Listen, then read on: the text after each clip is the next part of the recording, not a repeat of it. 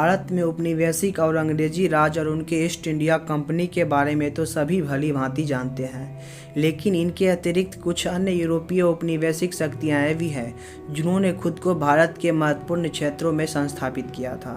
France भी इन उपनिवेशिक शक्तियों में से एक है। भौगोलिक रूप से फ्रांसीसी उपनिवेशों में भारतीय उपमहाद्वीप के अलग अलग परिक्षेत्र शामिल थे। इन अधिकृत प्रदेशों को मूल रूप से फ्रांस ईस्ट इंडिया कंपनी द्वारा 17वीं शताब्दी के अधिग्रहित किया गया था तथा सन 1950 और 1954 में इन्हें पूर्ण भारतीय गणराज्य में शामिल किया गया था।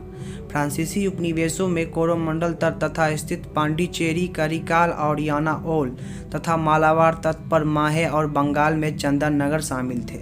सन 1936 में इन कॉलोनियों की आबादी 2,98,851 थी, जिनमें से 63% लोग पांडुचेरी में रहा करते थे। पहला फ्रांसीसी अभियान 16वीं शताब्दी के पूर्वार्ध में हुआ था। फ्रांस ईस्ट इंडिया कंपनी व्यापार में प्रवेश करने वाली अंतिम यूरोपीय कंपनी थी। सन 1615 में फ्रांस के 2 जहाज़ों को व्यापार हेतु भारत में भेजा गया था।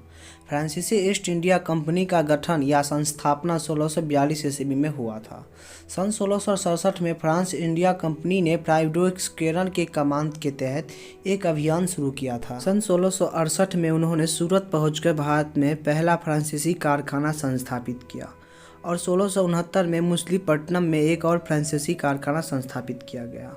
1692 में बंगाल में मुगल गवर्नर नवाब शेरशाह खां की अनुमति से चंदन नगर की स्थापना किया था। 1673 में फ्रांस ने पांडिचेरी क्षेत्र पर अधिग्रहण किया तथा 4 फरवरी 1673 को एक फ्रांसीसी अधिकारी ने पांडिचेरी में डेनिश लॉज में निवास करना प्रारंभ कर दिया, जिससे पांडिचेरी में फ्रांसीसियों का प्रशासन प्रारंभ हो गया। सन 1674 में पहले गवर्नर फ्रांकोइस मैर्टिल ने पांडिचेरी को फलते फूलते शहर में बदलने के लिए यहाँ महत्वाकांक्षी परियोजनाओं की शुरुआत की। सन 1741 तक अंग्रेजों के समान फ्रांसीसियों के उद्देश्य विरुद्ध रूप से वाणिज्य हो चुके थे। इस अवधि के दौरान फ्रांसीसी ईस्ट इंडिया कंपनी ने सन 1723 के यानम तथा 1725 में माहे और 1739 में कराईकल को अपना अधिग्रहण किया था। सन 1726 से लेकर 1741 तक फ्रांसीसी राजपालों ने पांडिचेरी क्षेत्र का विस्तार कर इसे समृद्ध शहर बनाया। ब्रिटिश सरकार से पराजय और असफल शांति वार्ता के बाद 1754 में फ्रांसीसी भारत से लौट गए, लेकिन फिर भी फ्रांसीसी ने बंगाल को अपनी व्यापारिक गतिविधि को बढ़ाया और निरंतर हस्तक्षेप करते रहे। 15 अगस्त 1947 को भारत की स्वतंत्रता के पूर्व ब्रिटिश भारत के साथ फ्रांस की भारतीय संपत्ति के संघ को प्रोत्साहित दिया। सन 1947 को मछलीपट्टनम, कोझिकोड और सूरत के लॉजों को भारत को सौंप दिया गया, जबकि चंदनगर को सन 1950 में भारत को सौंपा गया। फ्रांस वंशावली में हेराल्डिक प्रतीक भी महत्वपूर्ण है, जिसका प्रयोग 11वीं शताब्दी में बहुत अधिक किया जाता था। हालांकि 17वीं शताब्दी के बाद इसका प्रचलन बहुत कम होने लगा। अंतर्राष्ट्रीय हेराल्ड्री में फ्रांसीसी भाषा के कई शब्दों में को लिखा गया था।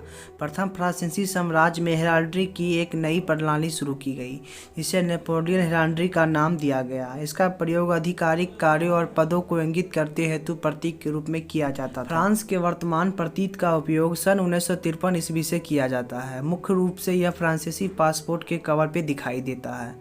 इसी प्रकार फ्लोरिस लिस्ट डिजाइन, जो कि कुमुदिनी फूल के समान होता है, उसका प्रयोग सजावटी और प्रतीकात्मक रूप से फ्रांस में आज भी किया जाता है।